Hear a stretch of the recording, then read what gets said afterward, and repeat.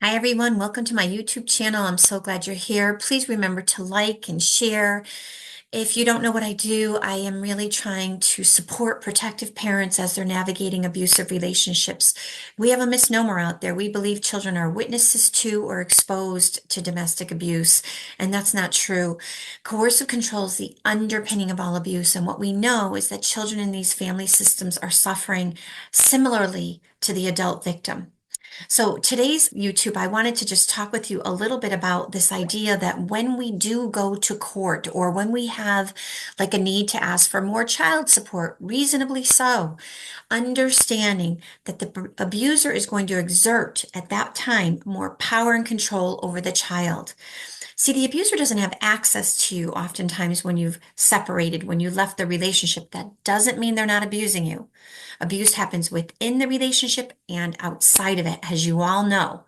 Okay, so what we know for the children is that when they are visiting the abuser, and now you've maybe filed a contempt charge or you've filed for more child support, reasonably so, that makes sense. But what happens is the abuser is going to intensify with the children because the children are secondary victims. Dr. Evan Stark calls them secondary victims. It's not that they don't matter as much. It's not that their abuse isn't as relevant. It's that they are not the primary focus of the abuser. The adult victim is. And so if I can use the children, weaponize them in some way to harm you, the adult victim, that's exactly what I'm going to do. And it doesn't have to be overt. It doesn't have to be physical violence. It doesn't have to be name calling, put downs. These are all overt forms of abuse. It can be very covert. It can be, too bad your mom really doesn't love you as much as I do. I know she tries. I know she tries.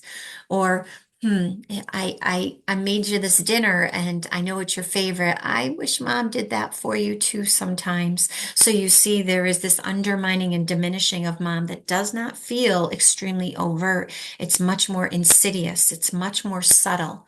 Oh, mom went out last night, huh? Oh, okay. All right. I'm glad I'm home with you, right? And so this subtle, insidious type of abuse confuses our children.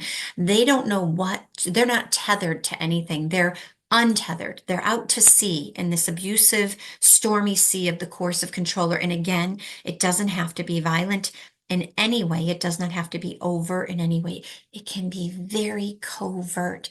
It can be in a way that makes a child feel like they are unstable.